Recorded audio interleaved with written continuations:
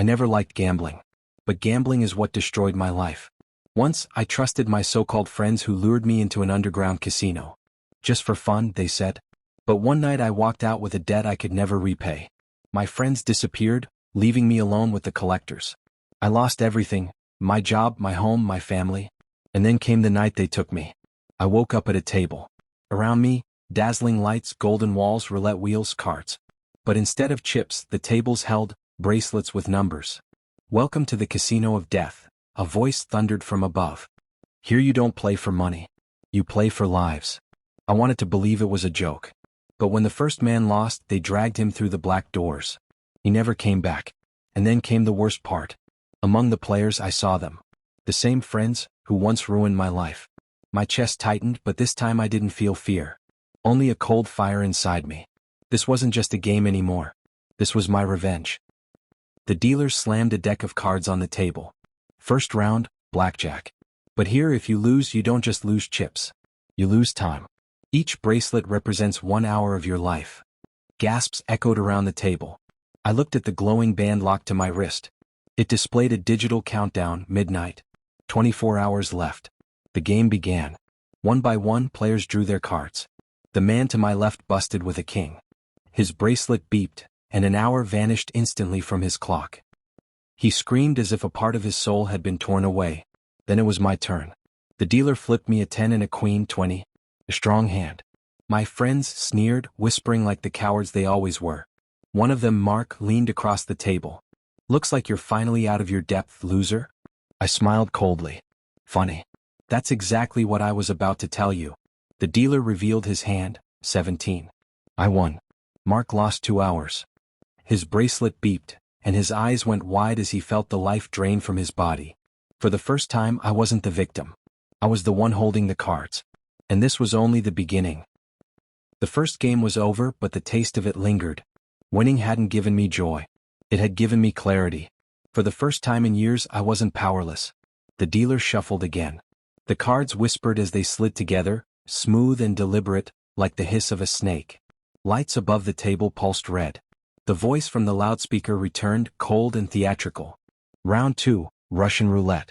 1 chamber, 1 bullet. 6 players. 1 unlucky soul. Bets will determine who spins the cylinder. Murmurs rippled through the room. Some players shook their heads, begging, pleading. But guards in black masks closed in. There was no escape. The revolver gleamed under the neon glow as the dealer placed it on the table. My stomach clenched, but I didn't look away. Across from me, Mark's face was pale. For once, his confidence was gone. Let's see if luck still loves you, I said quietly. The rules were brutal. Each of us placed bracelets in the pot. The loser would pull the trigger. If they survived, they kept the pot.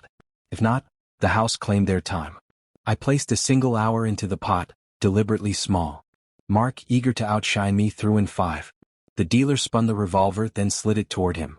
Go on, I whispered. Mark lifted the gun, hands trembling. His eyes darted to mine, searching for any hint of mercy. I gave him none. Click. Empty. He exhaled a shuddering breath.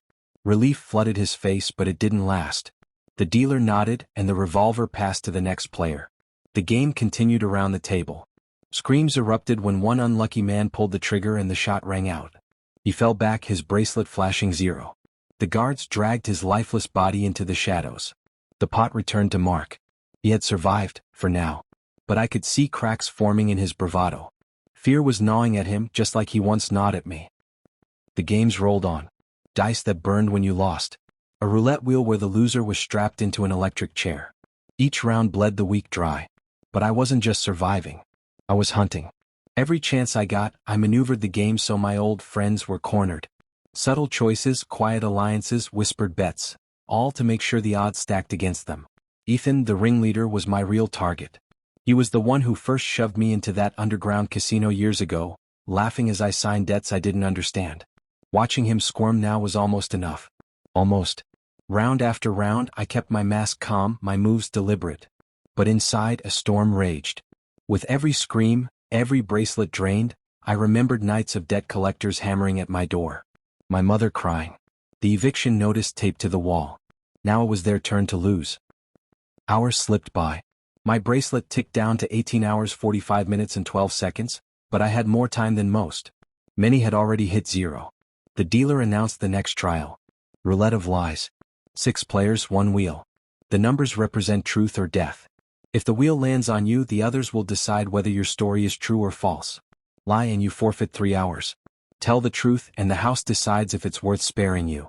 The spotlight fell on Ethan first. His face glistened with sweat. Confess, the dealer intoned. What was your greatest betrayal? Ethan stammered, eyes darting toward me. For a moment he almost said my name. But he hesitated. I cheated my investors. Millions. I left them bankrupt. Murmurs echoed. He wasn't lying, not entirely. But I knew the truth he wasn't brave enough to admit. That his betrayal started with me. False, I said flatly. My voice cut through the tension like a blade. That's not his worst betrayal. Ask him about the boy he ruined for fun. Ask him about me. Ethan's face drained of color. The dealer smirked, enjoying the drama. Very well. False it is. 3 hours deducted. Ethan's bracelet beeped, his time vanishing in a blink.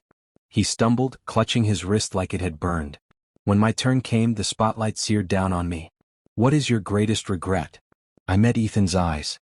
Trusting them, I said, pointing at the 3 of them. Believing that they were friends. Silence fell. No one dared call it a lie. The dealer smiled. Truth. You keep your time. By the end of the round, Ethan was down to 12 hours. Mark had barely 10. Their laughter, their arrogance, gone. They looked like rats trapped in a sinking ship. I leaned back, my chair creaking, and whispered to myself, not yet. Let them suffer longer. The games continued, bloodier each time. A slot machine where pulling the wrong lever dropped you through a trapdoor. A poker table where the loser's hand was literally burned. Every game carved pieces off the players, until screams and sobs filled the air. Guards stood motionless, faceless shadows enforcing the house's rules. But I noticed something else. Cameras. Hidden in chandeliers, tucked into walls. Red lights blinked as they tracked every move. Someone somewhere was watching. This wasn't just a casino. It was a show. And suddenly I understood. This wasn't just about survival. It was about entertainment. I clenched my fist. They're watching me suffer. They watched me lose everything once. Never again. The night dragged on. My old friend sat hunched, broken. But it wasn't enough. Not yet. The dealer's voice rose again, chilling and final. Next round, the guillotine gamble. The crowd hushed. The guards wheeled in a towering blade, gleaming silver under the neon lights. 2 players. One head beneath the blade. The other decides whether to cut the rope or walk away. Gasp. Shivers. A deadly silence. The dealer's hand pointed like a judge's gavel. Ethan. And the dealer paused, eyes sweeping the table before locking on me. You. The guards seized us both, dragging us to the center stage. My heart thundered, but my lips curved into a grim smile. Because for the first time tonight, I knew exactly what I was going to do. To be continued? The guards shoved Ethan and me beneath the blinding stage lights. The crowd of broken gamblers stared in silence, bracelets flickering with their dwindling time. At the center stood the guillotine, polished wood, a blade sharp enough to split the air. The dealer's voice was calm, almost gleeful. Rules: Ethan will place his head beneath the blade. Our guest decides, cut the rope or let him live. But beware, mercy has a price. The guards forced Ethan to his knees. His breath came in short bursts, panic radiating from him like sweat. He looked at me, not with arrogance this time but with raw, animal fear. Please, he whispered. Don't do this. We were kids. It was just fun. You can't. I crouched, our faces inches apart. Fun. My voice cracked. When collectors beat me half to death. When I watched my family lose everything. That was fun for you? He tried to grab my wrist but the guards pinned him. Tears streaked his cheeks. For years I had dreamed of this moment, seeing him powerless. The dealer handed me the rope. My fingers wrapped around it, rough and heavy. One tug and the blade would fall. The crowd held its breath. But then something shifted inside me. Cutting the rope would be too easy. Too quick. Ethan deserved worse. I let the rope slip from my fingers. Gasps rippled through the room. The dealer tilted his head. Mercy? No, I said coldly. Justice. I want him to keep playing. The blade was raised back into place. Ethan was dragged away, shaking, broken. His bracelet flashed 7 hours 12 minutes and 54 seconds. Not much time left. And I intended to take every last second from him. The games grew crueler. Ethan stumbled through each one, losing hours, screaming as his life drained away. Mark and the others weren't faring better. Their mocking grins were long gone, replaced by hollow stares. I thrived. Every win, every narrow escape fueled me. I didn't just play to survive, I played to bleed them dry. Then came the final announcement. The grand finale, the dealer proclaimed. One last game. The Wheel of Fate. From the shadows, a monstrous wheel was rolled in, painted with crimson numbers and jagged symbols. The dealer's smile widened. Each player spins. Land on white, you survive. Land on black, you die. But tonight, a special rule. The winner may choose who else walks away. The room shivered with dread. This wasn't about luck anymore. This was about control. The wheel turned, squealing like tortured metal. One by one, the last survivors spun. Some landed safe, trembling with relief. Others screamed as guards dragged them to the black doors. Finally, it was Ethan's turn. His hands shook so badly he could barely grip the wheel. He spun weakly. The wheel slowed, slower, until it landed on black. The crowd roared. Ethan collapsed to his knees, sobbing. But before the guards could take him, the dealer raised a hand. Not yet. Our guest has one final spin. The spotlight burned into my eyes. I stepped forward. My bracelet blinked 6 hours 3 minutes and 11 seconds. Still more time than any of them. I grabbed the wheel and pulled. It spun wildly, clattering, sparks of light flashing across the numbers.